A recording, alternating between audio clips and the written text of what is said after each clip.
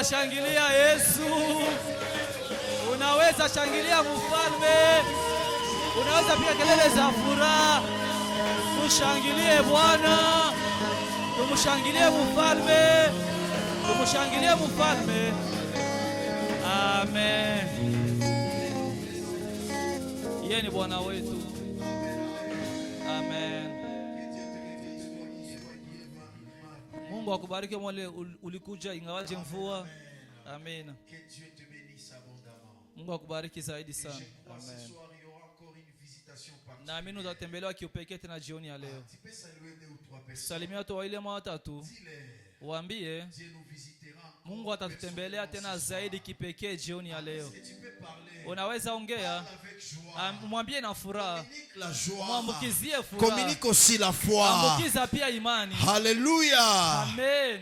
Amen, amen. Amen. Nous bénissons le Seigneur pour cette soirée. Tunabariki Bwana kwa jioni ya leo. Et nous croyons que Dieu nous fera beaucoup Na de bien. tunaamini Mungu atatufanyia mema mengi sana. Il y a quelqu'un qui a été béni toute la semaine. Kuna mtu ambaye alibarikiwa juma iliyopita. Tu as été béni toute la semaine passée. Ulibarikiwa wiki iliyopita Ah, yote. si tu as été béni, élève seulement Kama ta ulibarikiwa main. inua tu mkono yako. Si tu as été béni hier. Ulibarikiwa jana. Alléluia. Amen. Et aujourd'hui, Na leo Dieu te bénira Mungu encore. atakubariki tena zaidi. Amen, amen. Amen. Nous bénissons le Seigneur pour la présence de tout un chacun de nous. Tunabariki Bwana kwa uwepo wa kila mmoja wetu. Et aussi pour la présence de la servante de Dieu. Pia kwa uwepo wa mjakazi wa Mungu. Peut-être elle va sortir avant que je puisse clôturer. Yawezekana atatoka mbele tumalize. Amen, amen. Amen. C'est le pasteur Solange. Yeye ndio mchungaji Solange. Elle nous vient de la présence de Dieu. Anatoka Panzi. kwa kanisa la Presence de Est-ce Dieu qu'on peut Panzi. acclamer pendant qu'elle se met debout? Tunaweza shangilia sasa kuna shamba Anaweza simama pia wima. na wamama ambao wamemsikiza. Tushangilie Bwana. Acclamons le Tushangilie Seigneur. Bwana. Alléluia. Amen, amen.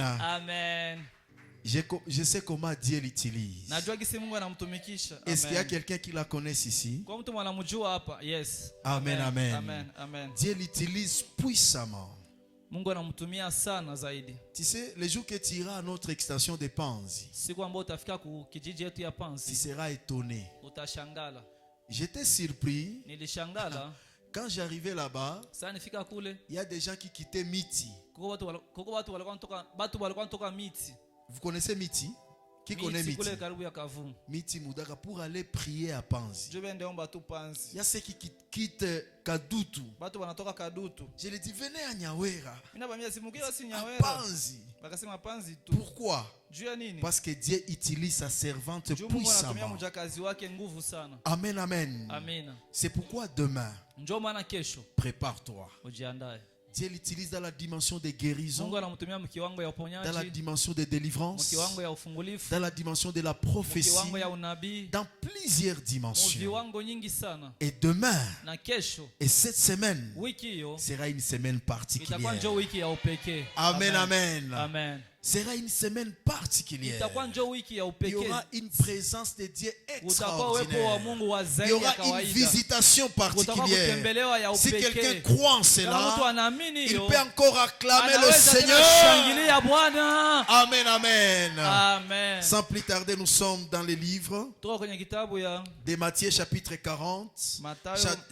Matthieu chapitre 10, Mathayo 10 verset 40 jusqu'à 42. makumi nne hadi makumi nne na Matthieu chapitre 10, Mathayo sura 10 verset 40 mstari wa makumi nne jusqu'à 42. hadi makumi nne na mbili.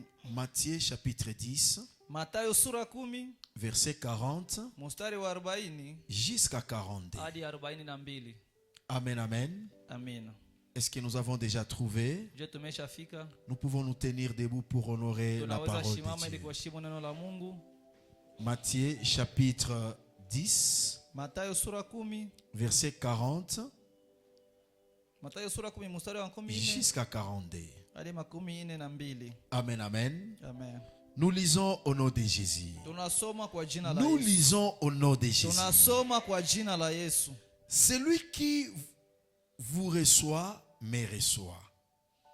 Et celui qui me reçoit, reçoit celui qui m'a envoyé. Celui qui reçoit un prophète en qualité de prophète, recevra la récompense des prophètes. Et celui qui reçoit un juste en qualité d'Égypte, recevra une récompense d'Égypte.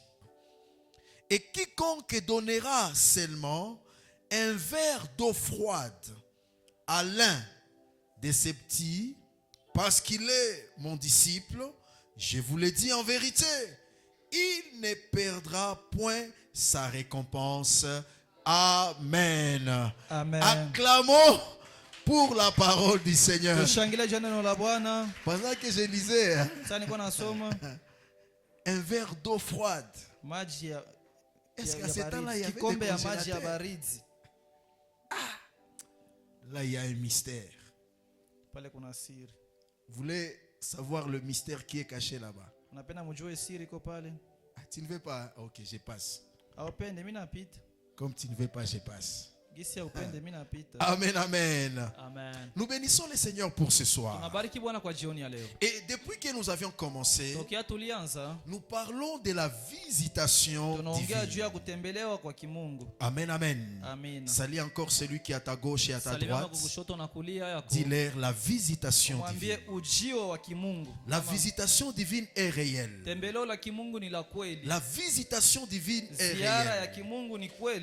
Amen, amen. Amen. Et hier, nous avions parlé de deux vérités importantes. Amen, amen. Amen. Et la sixième vérité de la visitation divine, nous avons dit qu'on peut ignorer sa visitation. N'ignore pas ta visitation. Et la Bible nous montre comment Jésus avait pleuré. Alléluia. Amen. Amen, amen. Amen. Jésus pleura. Yesu akalia. Pleura. Akalia. Imaginez la dimension de pleurer. Waza kiwango ya kulia. C'est une dimension particulière. Ni kiwango ya upekee. Tu peux sentir mal. Unaweza sikia vibaya, mais quand tu arrives à pleurer, c'est que quelque chose t'a touché. Sema kitu imekugusa sana. Alléluia. Amen. Pourquoi Jésus pleura? Kwa nini Yesu akalia? Parce que kwa maana le peuple taifa n'a pas connu haikutambua le temps majira ama wakati il a été visité. Ambapo walitembelewa. Donc le peuple était discret. Sema taifa ilizuba. Et cela n'avait pas réjoui le cœur de Dieu. Kufurahisha moyo wa Mungu. En d'autres termes, kwa usemi mwingine, quelqu'un qui ignore sa visitation, kutembelewa il ne plaît pas à Dieu. Hafurahishi Mungu. Dis à ton frère, si tu ignores ton temps de visitation, ukizarau wakati yako ya tu kutembelewa, ne plais pas à Dieu. Haufurahishi Mungu. C'est-à-dire, ni kusema quand tu aimes la visitation, unapopenda kutembelewa, quand tu désires la visitation, unapotamani Mungu tu akutembelee, réjouis le cœur de Dieu. unafurahisha moyo wa Mungu. C'est pourquoi quand Jésus avait vu dans Zachée, ndio maana wakati Yesu aliona ndani ya Zakayo, il voulait voir Jésus. Alipenda aone Yesu. Il voulait être visité par Alipenda Jésus. kutembelewa na Yesu. Et Jésus a dit, Yesu akasema, descends de l'arbre. shuka kumuti. Aujourd'hui, leo j'entrerai dans ta taingia maison. nyumbani pako. Amen, amen. Amen. C'est pourquoi ne soyez pas distraits. Ndio maana usizubae. Pendant ces mois de prière, Kwa hii mwezi ya sois maombi, quelqu'un qui est dans l'attente. kwa mtu mweko unangojea. Comme quelqu'un qui s'attend à recevoir Kama vile quelque mtu chose. mwanangoya kupokea kitu Comme fulani. quelqu'un qui désire Kama vile mtu mweko na que haja. ce soit un sujet de prière. Kwa mada ya maombi. C'est pourquoi j'ai dit Ndio maana hier, nilisema jana, si Dieu te dira de jeûner, Mungu akikwambia ufunge, gêne. funga. Si Dieu te dira de passer la nuit sur Mungu le nat, akikwambia ulale kumurago usiku, passe le temps. lala Passe ta chini. nuit sur le nat. Pitisha usiku chini. Pourquoi? Kwa nini? Parce que ceux qui aiment la Watu visitation, wale ambao wanapenda ils kutembelewa, manifestent les désirs wanaoneshaka et haja, aussi les sacrifices. pia na zabihu ama kujitoa. Imaginez, Waza riche qu'il était. tajiri gisi alivyo, alikuwa. Amen, amen. Amen. La Bible nous dit qu'il était riche. Biblia inatuambia alikuwa tajiri, Mais lakini il avait oublié son niveau. alisahau kwanza cheo Il zake. avait oublié son statut. Alisahau kwanza cheo Et zake. il était monté sur l'arbre. Akapanda kumkuyu. Amen, amen. Amen.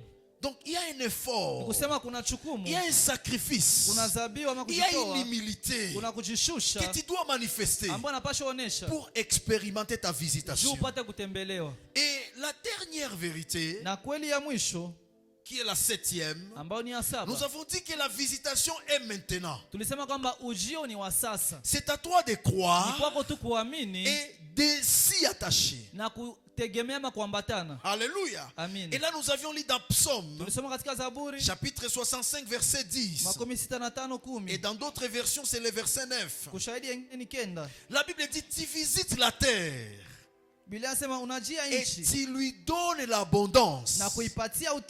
C'est ce que Dieu dit. Amen, amen. Il visite la terre. Donc quand Dieu visite la terre, il ne vient pas pour jouer. Il vient pour te donner l'abondance. Pourquoi tu ne dis pas amen?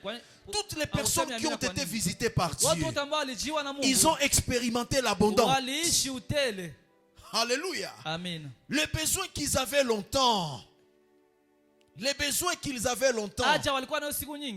ils avaient été satisfaits. La Bible dit, tu visites la terre. Pas tu visiteras, mais tu visites. Je parle à quelqu'un. Est-ce que je parle à quelqu'un?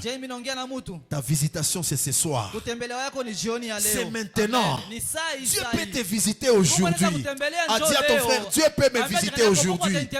Pas seulement il peut, mais Dieu me visitera aujourd'hui. Dieu me visitera aujourd'hui. Dieu te visitera aujourd'hui. Dieu te visitera aujourd'hui. Dieu nous visitera aujourd'hui. Dieu me visitera aujourd'hui. Mais est-ce que tu es prêt? La Bible dit, tu visites la terre et tu lui donnes l'abondance. C'est Dieu qui donne l'abondance. Il est temps que tu reçois l'abondance.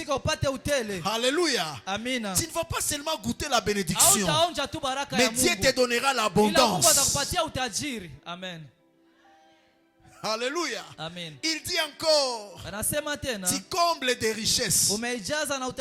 Qui aime la richesse? Moi j'aime la richesse.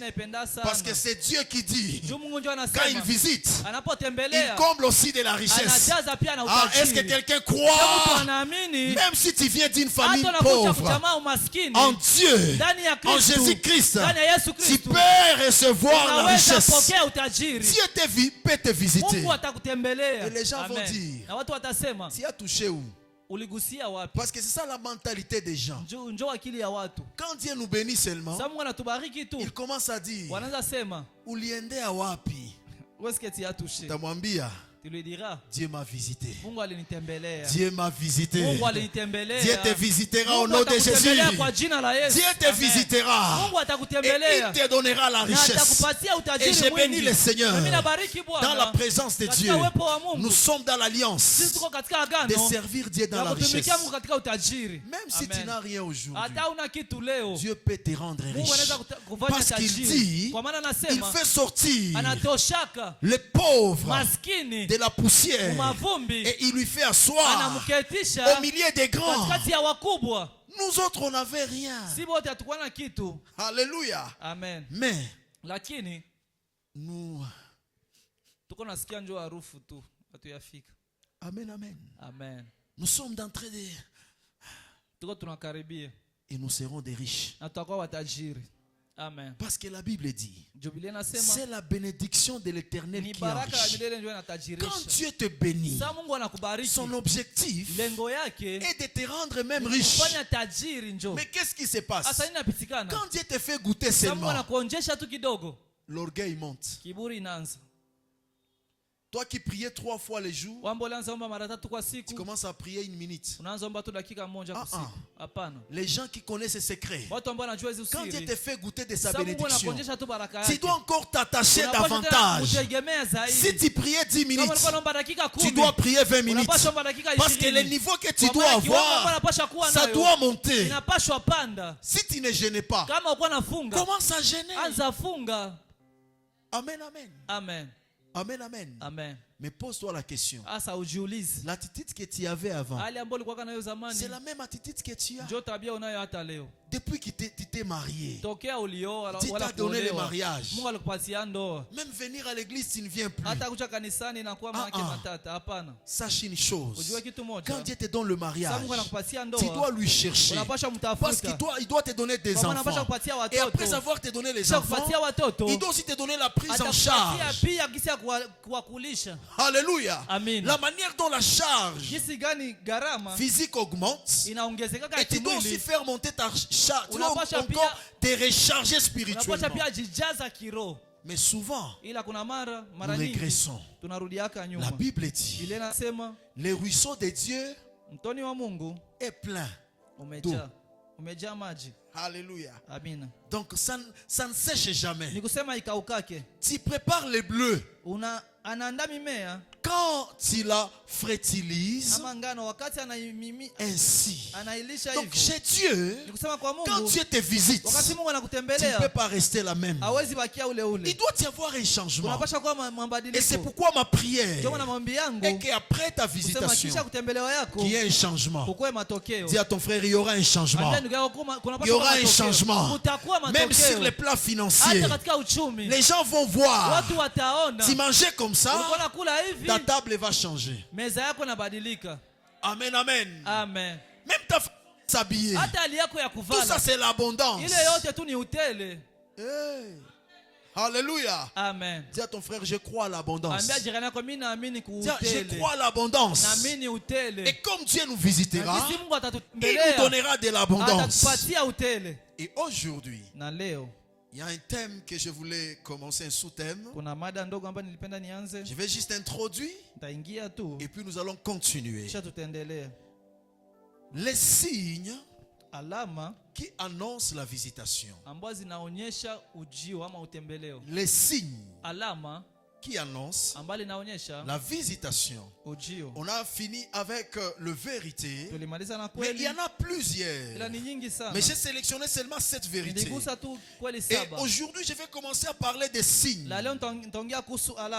Et les premiers signes, la première des choses nous devons comprendre, avant de parler des signes, il est écrit dans la parole de Dieu que les ténèbres ne régneront pas toujours.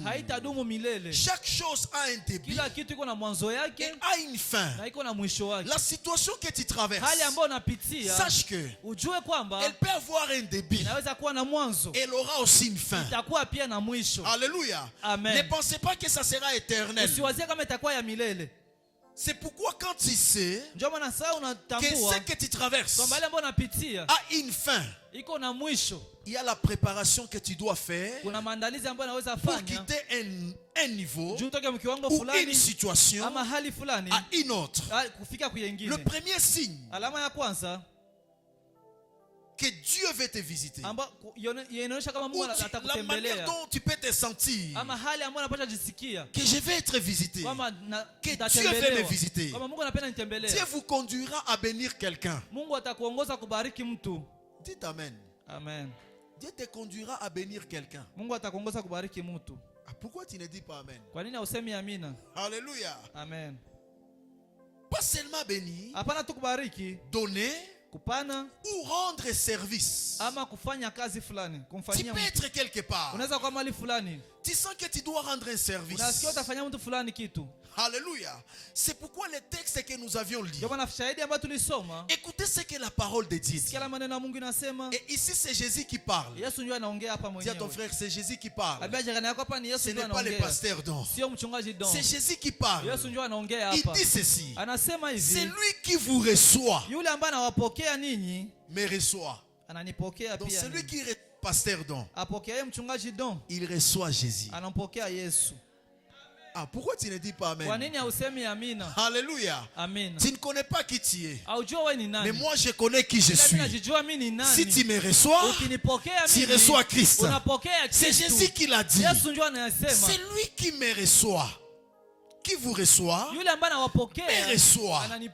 Et c'est lui qui me reçoit celui qui m'a envoyé. Il parle de qui? Il parle de Dieu. Alléluia. Amen. Il parle de Dieu. Nous cherchons la visitation divine. Mais Dieu peut te visiter par moi. Dieu peut te visiter par quelqu'un d'autre. C'est ce que j'ai enseigné parmi les vérités. Et Jésus est en train de les confirmer. Et il dit ceci. C'est lui qui reçoit un prophète en qualité de prophète.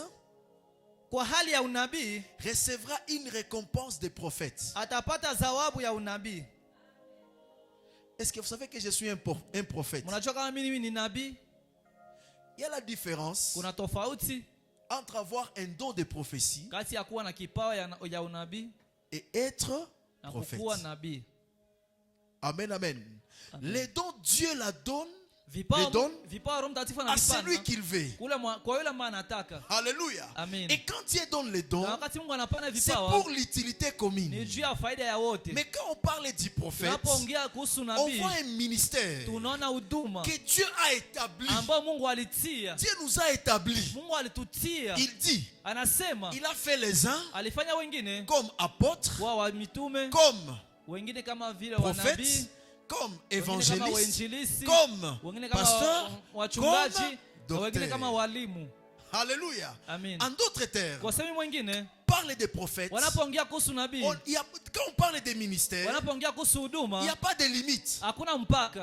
Dieu peut t'établir dans un ministère, mais dans sa souveraineté, il peut t'utiliser ou il peut m'utiliser dans les 5 ministères.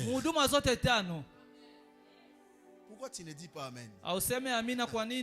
Amen, amen. Amen. Je pense qu'on l'avait vu dans le remaniement récent. Il y a un ministre qui était dans quoi? Dans la jeunesse. On l'a dit, on l'a mis vice-ministre. Amen, amen. Amen. L'autre était dans les budgets. Je pense qu'on l'a mis dans l'économie. Industrie. Mais il est qui? Il est ministre. Il a changé juste de quoi? Des fonctions. Amen, amen. Amen. C'est la même chose avec les 5 ministères. Alléluia. Amen. Aujourd'hui, Dieu peut m'utiliser comme prophète. Et si tu Amen. crois, si tu me reçois en qualité d'un prophète, tu recevras la récompense du prophète. Alléluia. Amen. Papa ou tout pasteur, c'est toi qui l'as dit.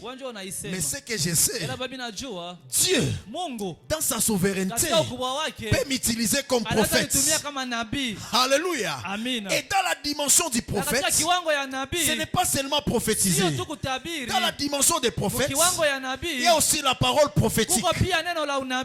Et le prophète, c'est quelqu'un qui parle avant que la chose arrive. Les prophètes parlent. Je peux parler. Si tu crois à ce que j'ai dit, tu reçois. Pourquoi? Parce que la Bible dit Dieu est derrière la parole de qui? De son serviteur. Alléluia. Amen. Est-ce que quelqu'un me reçoit comme prophète? Est-ce que tu me reçois comme prophète? Est-ce que tu me reçois comme prophète? Je prophétise maintenant. Est-ce que je peux prophétiser? Ce soir, Dieu te visitera. Dieu te visitera. Parce que Dieu m'a établi prophète. Dieu te visitera. Amen. Dieu te visitera. Dieu te visitera. Dieu te guérira de cette maladie incurable.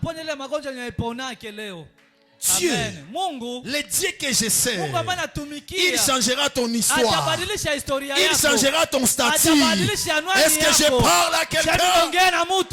Est-ce que je parle à quelqu'un? Tu peux dire.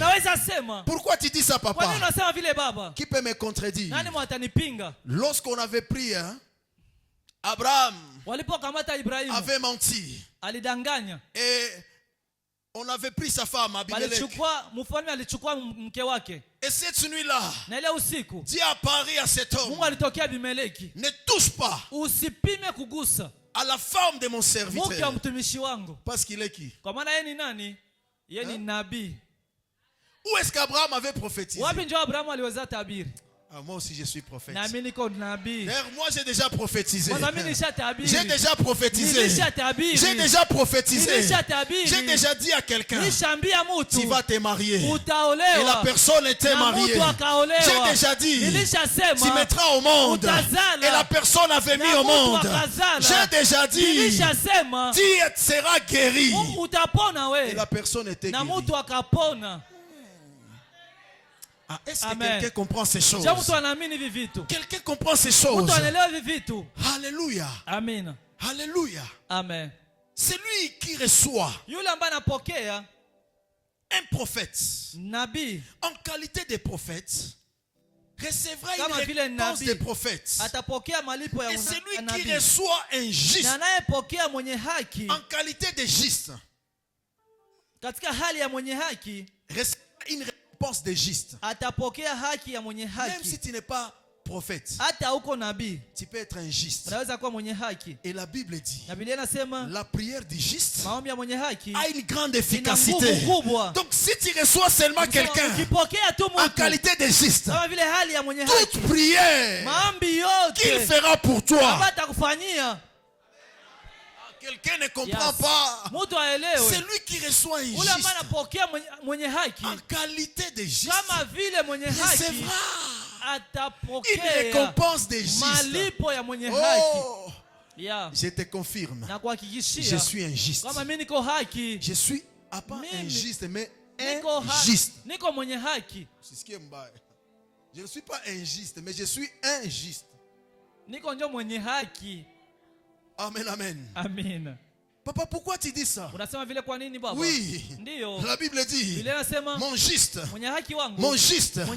vivra par la foi. Moi, je vis par la foi. Oh, je vis par la foi. Je suis un juste. Je suis juste devant Dieu parce que je vis par la foi. Je vis par la foi. Je vis par la foi. Je vis par la foi. Pendant que je lisais ce texte, j'ai compris ce mystère. C'est pourquoi pendant ce mois de prière, tu dois savoir comment tu dois te préparer. Qui tu reçois? Alléluia. Amen. Qui tu reçois? Parfois quand je déclare une parole prophétique, toi tu me regardes, mais celui qui reçoit cette parole, il reçoit la récompense. Pourquoi ne soyez pas distrait? Dis à ton frère, ne soyez plus distrait. Tu veux que j'écris prophète dont dédié ma room? Je peux le faire sans gêne. Si je vais exercer dans la dimension prophétique. Amen, amen. Amen. Amen, amen. Amen. Parce que je connais qui je sais. Je connais qui je sais. Alléluia. Amen. Ah, j'aime ça. Et la Bible dit, quiconque donnera seulement un verre d'eau froide,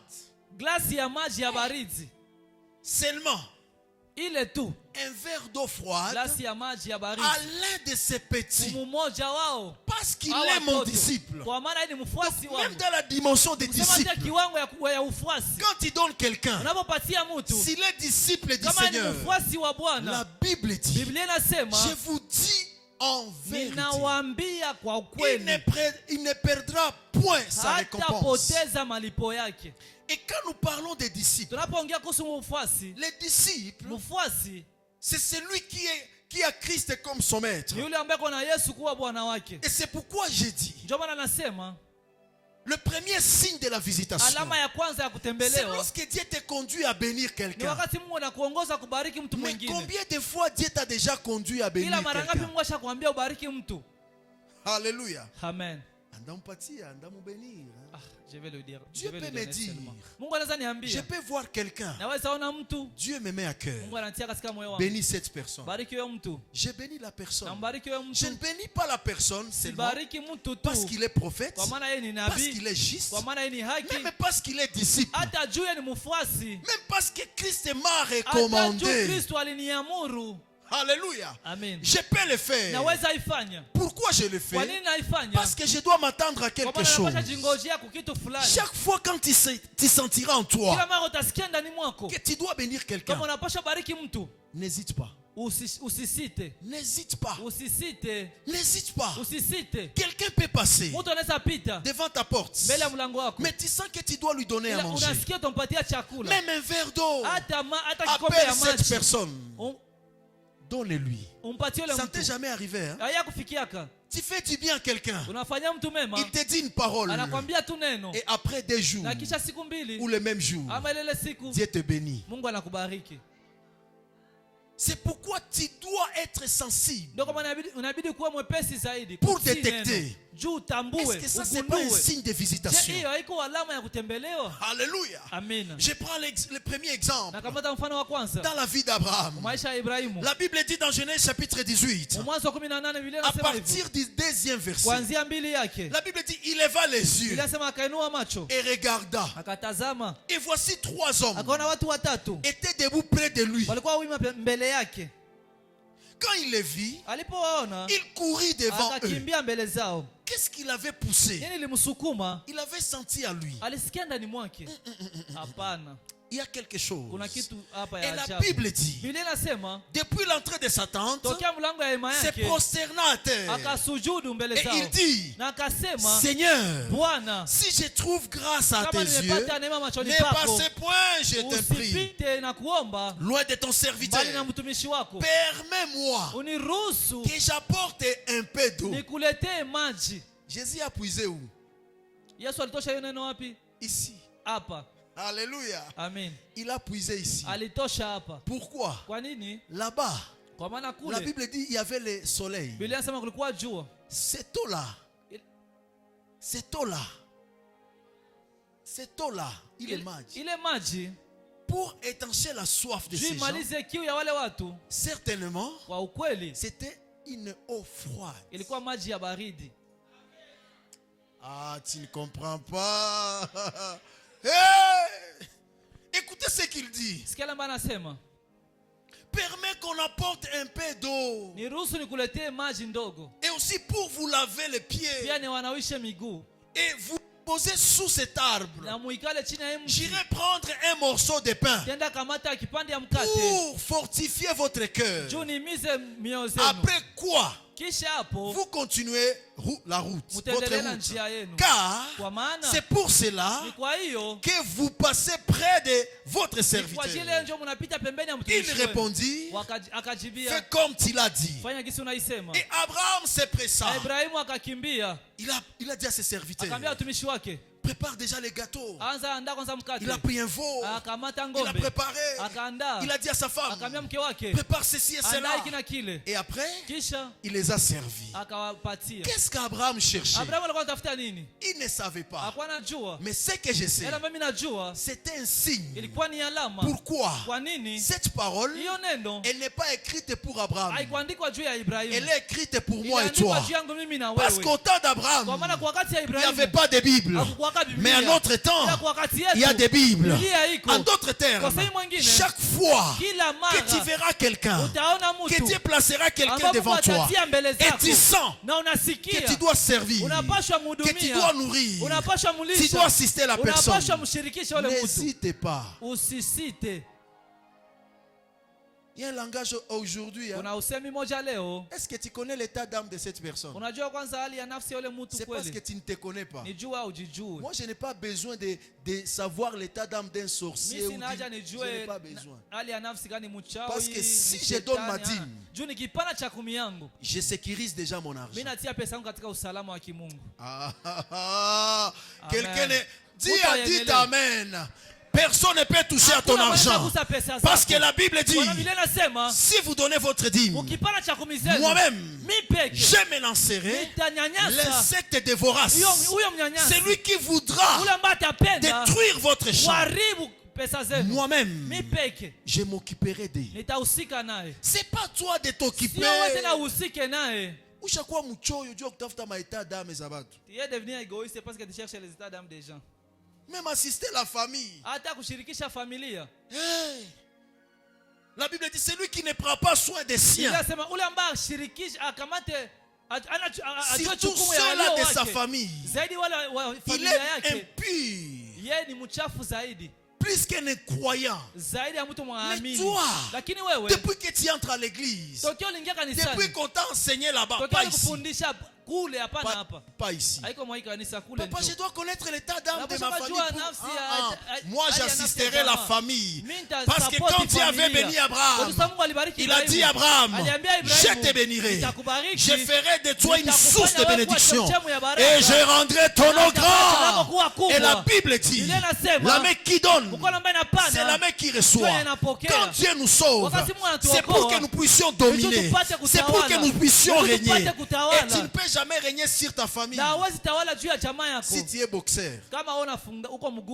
Et la Bible dit, quand la richesse augmente, et ceux qui mangent doivent aussi augmenter. Est-ce que tu le sais? Parfois tu te contredis toi-même. Tu bloques ta vie à cause de l'ignorance. Mais ce soir, je te dis, chaque fois que le Saint-Esprit te touchera, fais-le. Assiste. Assiste. Il y a aussi une femme. Cette femme-là, elle s'appelle Rebecca. Cette femme était partie puiser d'eau. Et il y avait quelque chose qui s'est passé. Abraham voulait marier pour son fils Isaac. Il avait dit à son serviteur, va dans ma famille, va chez mon frère pour me chercher une femme à Isaac. Et il était parti. Ses serviteurs ne connaissaient pas. Ils ne connaissaient pas. Il ne maîtrisait pas la fille. Mais quand il s'était croisé avec Rebecca, la Bible dit, il avait vu qu'elle était belle. Là nous sommes dans Genèse chapitre 24 verset 18. À partir du verset 10 vous descendez jusqu'au verset 18. Il a vu la femme, la fille Rebecca. Et puis il a vu qu'elle était jolie. Mais celle-ci, elle peut être bonne. La beauté est relative, maman. Amen, amen. Amen. La Bible croit aussi à la beauté. Hein? Amen, amen. C'est pourquoi si Dieu te bénit, rends-toi belle. Amen, amen. Alléluia. Amen. Pas détruire ton corps. Parce que ton corps est le temple du Saint-Esprit.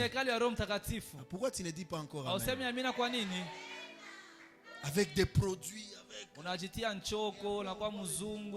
je n'ai rien dit. Hein? Soigne-toi bien. Que les gens n'aient pas peur de toi. Alléluia. Amen. Il a vu. Mais oui, il s'est approché d'elle. Il a dit, est-ce que tu peux me donner de l'eau à boire? Je suis toujours dans la dimension de l'eau. Alléluia. Amen. Amen, amen. Amen. Même un verre d'eau. C'est ce que Jésus a dit. Il s'était inspiré encore ici. Alléluia. Amen. Et puis, quand il a dit à la femme, la Bible dit, elle a répondu. Elle répondit, bois mon Seigneur. Et la Bible dit, elle s'empressa d'abaisser sa criche sur sa main et de lui donner à boire. Quand elle est achevée de lui donner à boire, elle dit, je puiserai aussi pour tes chameaux jusqu'à ce qu'elle ait assez bu. Si c'était toi, Papa Miskouyoue, tu peux ignorer ton temps de visitation.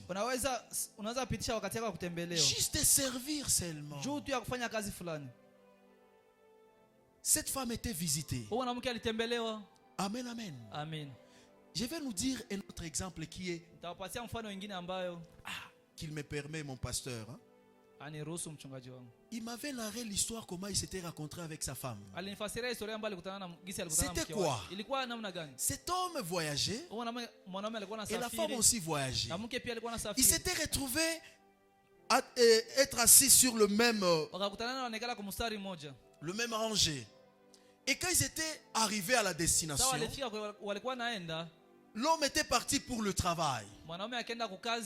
Et la femme comme elle vivait dans le pays, il a dit non, non, tu peux venir manger à la maison, il n'y a pas de problème. Chaque fois que tu auras besoin de manger, tu peux venir manger. Et la personne a commencé à venir. Amen, amen. Amen. Amen, amen. Amen. Amen, amen. Amen. Vous les connaissez, hein? Les bishops. Les bishops Ndaki. Bishop Ndaki. S'il me suit, il va comprendre. Il a commencé à manger. Et ensuite, il s'est prononcé. Mais l'homme de Dieu, l'apôtre Gervais, il avait prophétisé pour cette femme que Dieu te visitera et tu vas te marier. Tu auras un bon mari, un bon mari qui va t'aimer, qui va te faire voyager, qui va même faire étudier tes enfants à l'étranger. C'était une prophétie. Et cette femme avait saisi. Mais pour saisir sa visitation, il fallait qu'elle puisse se manifester les signes. Mais toi là, comment tu te comportes? Comment tu te comportes? Et aujourd'hui, ils sont mariés. Quand je suis parti à Dar es Salaam, c'est eux qui m'avaient reçu. Amen, amen. Amen. C'est un couple heureux. Il n'y a pas longtemps, j'ai vu leurs photos. Ils étaient en Europe. Ils ont visité presque beaucoup de pays d'Europe, le pays Schengen. Pourquoi? Il y avait une parole. Mais cette femme-là avait compris. Amen, amen. Amen. Dieu passera toujours par quelqu'un.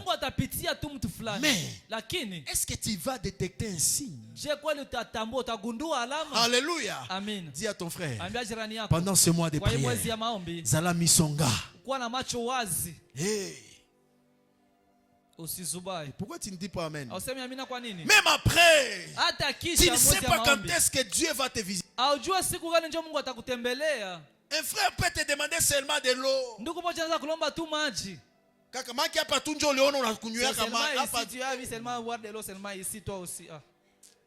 Est-ce que je parle à une sœur?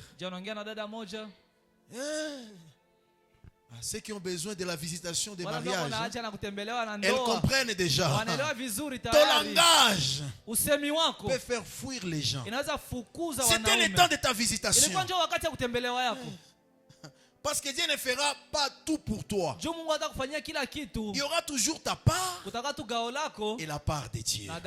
Est-ce que quelqu'un peut dire amen? Est-ce que quelqu'un peut dire amen? Et une autre personne, c'était la femme Sunamite. Et c'est par là que nous allons laisser prier. La femme Sunamite, la Bible dit, elle s'était dit en elle, un jour, elle voyait l'homme de Dieu Élisée passer par Sunem. Et il y avait une femme de distinction. Et il passe pressa d'accepter à manger. La Bible dit qu'il est pressant. Est-ce que toi tu as déjà pressé quelqu'un? Alléluia. Amen. Amen, amen. Amen. Il pressa. Hein? Viens manger. L'homme de Dieu. Il pressa. Et la suite, la Bible dit, et toutes les fois qu'il passait, il se rendait chez elle pour manger. Et la Bible dit, elle dit à son mari, voici je veux que cet homme qui passe toujours chez nous était saint homme de Dieu. Faisons une petite chambre haute avec des murs et mettons-y pour lui un lit, une table, un siège et un chandelier. Enfin qu'ils y retirent quand il viendra chez nous. Élisée étant revenu à Sunem, se retira dans la chambre haute et s'y coucha. Et il dit à Géasi son serviteur, non, cette femme m'a touché. Est-ce que tu peux m'appeler cette femme? Appelle cette femme. Géasi l'appela et elle se présenta devant lui. Et Élisée lui dit, dis à Géasi, dis-lui voici, tu nous as montré tout cet empressement. Qu'est-on faire pour toi? Faut-il parler pour toi au roi ou au chef de l'armée? Il répondit, j'habite au milieu de mon peuple. Et il dit, que faire pour elle? Géasi répondit, mais elle n'a point de fils. Et son mari est vieux. Donc c'est comme si Géasi avait compris. Hein? Ah, pas. Si le mari était courbé déjà. Alléluia. Amen. Et son mari est vieux. Il dit, appelle-la. Appelle-la. La Bible dit, Géasi l'appela et il se présenta à la porte. Élisée lui dit, il dit à cette femme, à cette même époque, l'année prochaine, tu embrasseras un fils. Alléluia. Amen. Cette femme-là, elle avait besoin d'un même si elle faisait semblant, mais elle avait besoin de quelque chose. Elle ne savait pas que approcher les hommes de Dieu, faire manger les hommes de Dieu, c'était un signe pour sa visitation. Je ne sais pas si quelqu'un comprend ces messages. La Bible dit, l'homme de Dieu l'a dit. Il a puisé cette parole où? À l'ange, parmi les 3 hommes qui avaient visité Abraham. En d'autres termes, c'était la dimension de la visitation. C'est que Dieu avait dit à Abraham. Élisée l'avait dit à cette femme. Et la Bible dit,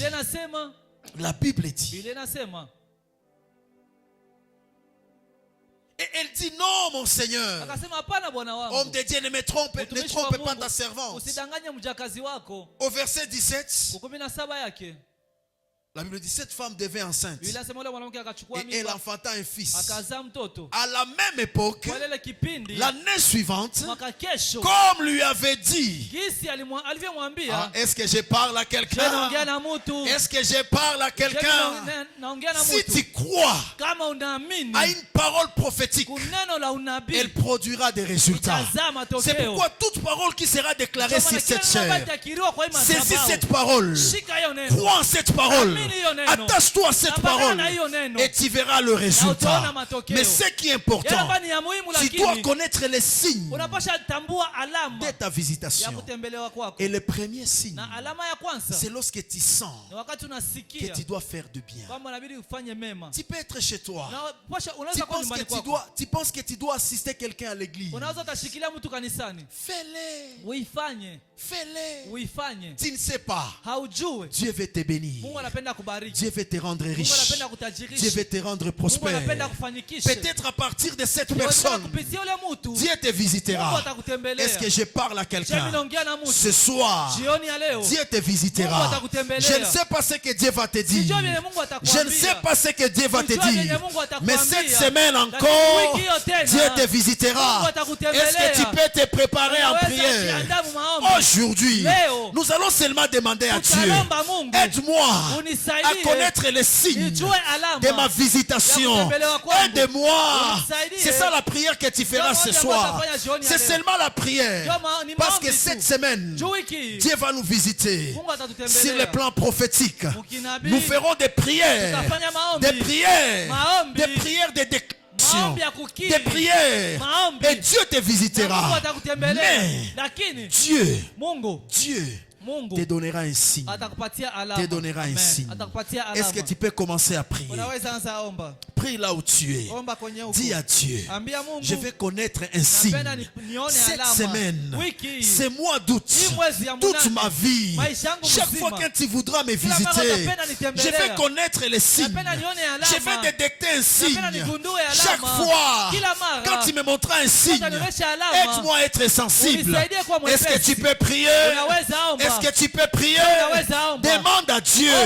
Je vais voir un signe. Je vais voir un signe. Je vais voir un signe. Je vais voir un signe. Maman Esther vous a témoigné. Un jour, on était quelque part. Et le pasteur nous avait dit, pasteur, nous voulons aménager là où on va mettre les codimes. Et nous nous sommes dit, ça c'est un signe que Dieu va nous donner un enfant. Que Dieu va nous visiter. Que Dieu va nous visiter. Nous avons fait un geste. Et Dieu nous avait visité. Toi aussi, Dieu te visitera. Dieu te visitera. Mais est-ce que tu connais les signes? Chaque fois quand un prophète, homme de Dieu, se tiendra ici, comment tu les considères? Comment tu les reçois? Dis à Dieu, aide-moi pendant ce mois de prière, que je reçois un prophète en qualité de prophète, que je reçois un juste en qualité de juste, que je reçois un disciple, que je reçois toute personne, que je sois sensible à bénir, à servir, à aider quelqu'un, que je sois sensible à donner, que je sois sensible à prier. Dieu peut te dire de prier. Dieu peut te dire, je veux que tu pries, je veux que tu pries. Mais si toi, tu es distrait, tu peux rater ta visitation. Ce soir, Dieu veut te visiter. Dieu veut te visiter. Dieu te visiter. Cette semaine, c'est une semaine de visitation. C'est une semaine de visitation. C'est une semaine de visitation. Dieu nous visitera. Dieu nous visitera. C'est pourquoi même il a envoyé sa servante. Quand elle parlera, quand elle prophétisera, attache-toi à cela. Chaque fois que je me tiendrai debout, quand je parlerai, quand je prophétiserai, quand je lancerai des paroles de crois, attache-toi à cela. Attache-toi à cela. Et tu vivras des résultats. Tu vivras des résultats. Tu vivras des résultats. Cette semaine, c'est une semaine particulière. C'est une semaine prophétique. C'est une semaine de visitation. C'est une semaine où Dieu va te visiter, où Dieu te fera beaucoup de bien. Est-ce que tu peux te mettre debout pendant quelques minutes? Tu vas dire à Dieu, visite-moi encore. J'ai soif d'être visité. Dis à Dieu, visite-moi. Je suis maintenant prêt. Je ne veux plus ignorer. Je ne veux plus négliger. Je ne veux plus négliger les signes. Je ne veux plus être distrait. Mais je suis prêt. Ce soir, je suis prêt. Visite-moi. Visite-moi. Visite-moi. Fais-moi du bien. Fais-moi du bien. Fais-moi du bien. Fais-moi du bien. Fais-moi du bien. Fais-moi du bien. Fais-moi du bien. Fais-moi du bien. Fais-moi du bien. Fais-moi du bien. Fais-moi du bien. Parle à Dieu. Oh yes. Fais-moi du bien. Parle à Dieu. Parle à Dieu. Parle à Dieu. Je ne vais pas rester le même. Cette semaine, c'est moi. Je vais être visité. Je vais être visité. Tout ce que tu me diras, je le ferai. Tout ce que tu me diras, je le ferai. Tout ce que tu me diras, je le ferai. Tout ce que tu me diras, je le ferai. C'est moi d'août.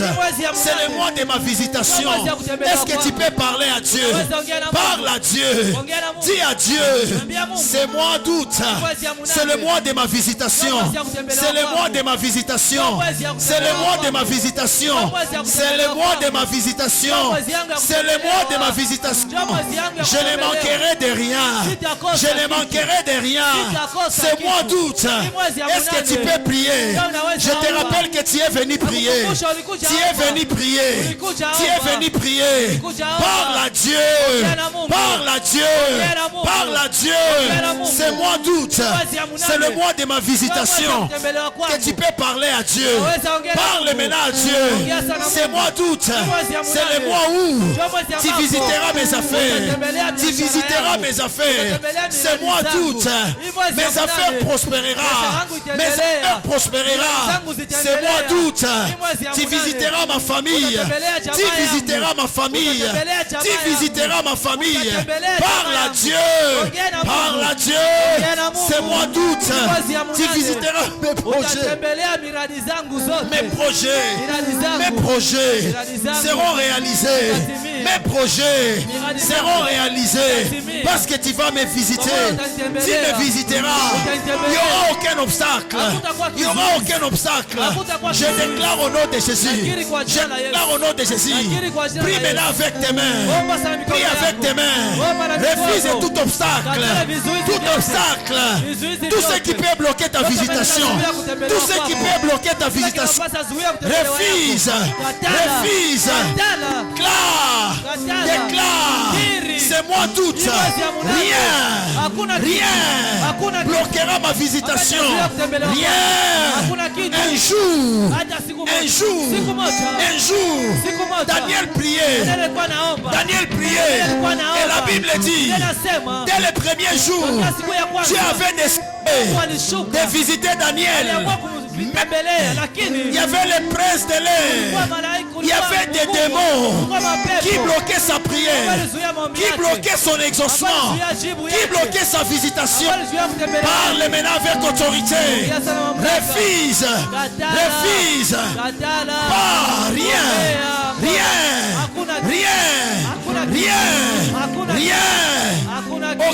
Aucune chose. Même le péché ne bloquera pas ma visitation. Je refuse. Au nom de Jésus. Jésus t'a donné le pouvoir. Il t'a donné le pouvoir de marcher sur les serpents et sur les scorpions. Et rien ne pourra te nuire. Prie avec autorité. Est-ce que tu peux prier avec autorité? Prie avec autorité. Détruis tout ce que le diable peut planifier, tout ce que les ennemis peuvent planifier pour bloquer ta visitation. Refuse-les au nom de Jésus. Rien ne bloquera ma visitation. Aucune tentation bloquera ma visitation. Au nom de Jésus. Dieu me préservera du mal. Dieu va me préserver du mal. Au nom de Jésus. Dieu ne me soumettra pas de la tentation. Il va me délivrer du malin. Il va nous délivrer du malin. Au nom de Jésus. Au nom de Jésus. Au nom de Jésus. Cette semaine, c'est mois d'août. C'est le mois de ma visitation. C'est le mois de ta visitation. Déclare au nom de Jésus. Déclare au nom de Jésus. Déclare au nom de Jésus. Déclare au nom de Jésus. Maintenant pour notre ville. Prions pour notre pays. Refusons la guerre. Déclarons au nom de Jésus. La guerre. Nous l'arrêtons. Au nom de Jésus. Au nom de Jésus. Au nom de Jésus. Même la guerre n'arrêtera pas ma visitation. Même la guerre n'arrêtera pas ma visitation. Je refuse. Au nom de Jésus. Il n'y aura pas de deuil chez moi. Il n'y aura pas de deuil dans ma maison. Il y aura pas de deuil. Nous refusons. Nous déclarons au nom de Jésus. Plusieurs fois, Dieu nous a protégés. Dieu a veillé sur nous. Dieu nous a épargnés de la guerre. Dieu nous a épargnés du pain de sang. Il le fera encore. Il le fera encore. Il va nous épargner du pain de sang. Au nom de Jésus. Au nom de Jésus. Au nom de Jésus. Au Au nom de Jésus. Au nom de Jésus. Nous déclarons ce soir. Rien nous empêchera à être visités. Au nom de Jésus. Rien ne nous empêchera. Rien nous empêchera. Rien nous empêchera. Nous les déclarons. Au nom de Jésus. Dieu a décidé de nous visiter. Il a décidé de nous visiter. Et sa main puissante nous visitera. Sa main puissante nous visitera. Lui qui avait visité la femme Sunamite, lui qui avait visité Rebecca, elle avait trouvé son mari. Elle était mariée. Dieu te visitera aussi. Tu te marieras au nom de Jésus. Tu te marieras au nom de Jésus. Tu te marieras au nom de Jésus.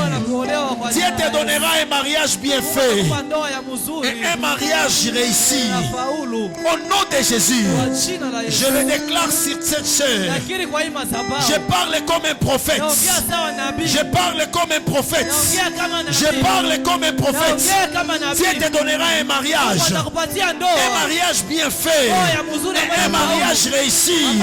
Je déclare encore. Je le confesse encore. Dieu te donnera un mariage. Un mariage bien fait. Un mariage réussi. Au nom de Jésus. Au nom de Jésus. Au nom de Jésus. Au nom de Jésus. Au nom de Jésus. Au nom de Jésus. Au nom de Jésus. Élève tes deux mains. Je vais prier pour toi. Je vais prier comme un prophète. Je vais prier aussi comme un juste. La Bible dit, la prière du juste a une grande efficacité. La prière du juste. Et je me tiens comme un juste devant Dieu. Et la Bible dit, mon juste vivra par la foi. Moi je crois que mon Dieu peut te donner ce que je déclare. Moi je déclare ce soir que tu te marieras au nom de Jésus. Que tu te marieras. Tu te marieras. Et avant que cette année se termine, il y aura un signe. Tu recevras un homme. Un homme viendra vers toi. Au nom de Jésus, je prophétise pour toi. Toi qui cherches le mariage, tu te marieras. Tu te marieras. On va célébrer ton mariage. On va célébrer ton mariage. Là où on t'a humilié, là où on s'est moqué de toi, c'est là où Dieu viendra te faire honorer. Au nom de je déclare, des affaires prospérera. Des affaires prospérera. Tu seras un grand homme d'affaires. Tu seras une grande femme d'affaires. Dans cette ville, on parlera de toi. Est-ce que je parle à quelqu'un? Si tu crois en cela, tu peux dire Amen. Est-ce que je parle à un homme? On parlera de toi. On citera ton nom parmi les grands noms. On citera ton nom. On citera ton nom. Tu achèteras des parcelles. Tu construiras des maisons. Tu investiras dans l'immobilier. Je déclare au nom de Jésus. Je le confesse au nom de Jésus. Ne regarde pas ton âge. Mais regarde le Dieu que je sais. Le Dieu qui m'a établi prophète des nations. Le Dieu qui m'a choisi. Il te donnera ces choses. Il te donnera ces choses. Ton nom sera cité parmi des personnages, parmi des personnalités influentes de cette ville. Au nom de Jésus. Au nom de Jésus. Au nom de Jésus. Au nom de Jésus. Dieu t'utilisera puissamment. dans ton ministère, dans ton ministère, tous ceux qui sont dans le ministère, ils peuvent élever leurs mains. Je déclare au nom de Jésus, je prophétise sur ta vie. Tu vas servir Dieu dans la puissance. Tu serviras Dieu dans la richesse. Tu serviras Dieu dans la puissance. Tu serviras Dieu dans la richesse. Tu serviras Dieu dans la puissance. Tu serviras Dieu dans la richesse. Dans les alliances de nos pères d'Oïve. Dans l'alliance de mon père d'Oïve. Je déclare. Tu serviras Dieu dans la richesse, dans la richesse, dans la puissance, dans l'autorité, dans la gloire. La seconde gloire de ta vie sera grande que la première. Sera grande que la première. La seconde gloire de ton mariage sera grande que la première. La seconde gloire de tes affaires sera grande que la première. Est-ce que tu peux acclamer le Seigneur? Est-ce que tu peux acclamer Jésus? Est-ce que tu peux acclamer Jésus? Acclamons Jésus. Acclamons Jésus. Acclamons Jésus. Acclamons Jésus. Acclamons Jésus. Alléluia. Alléluia. Ce soir, c'est une soirée particulière. Reçois ces choses et crois en ces choses et tu vivras ces choses. Je déclare au nom de Jésus, tu vivras ces choses et tu viendras témoigner sur cette chaîne. Amen, amen. Dans cette même attitude, nous allons donner nos dîmes et nos offrandes. Prépare ce que tu as prévu pour les Seigneurs. Dieu t'a béni. Il t'a donné de l'argent. Maintenant tu dois l'honorer avec ta dîme.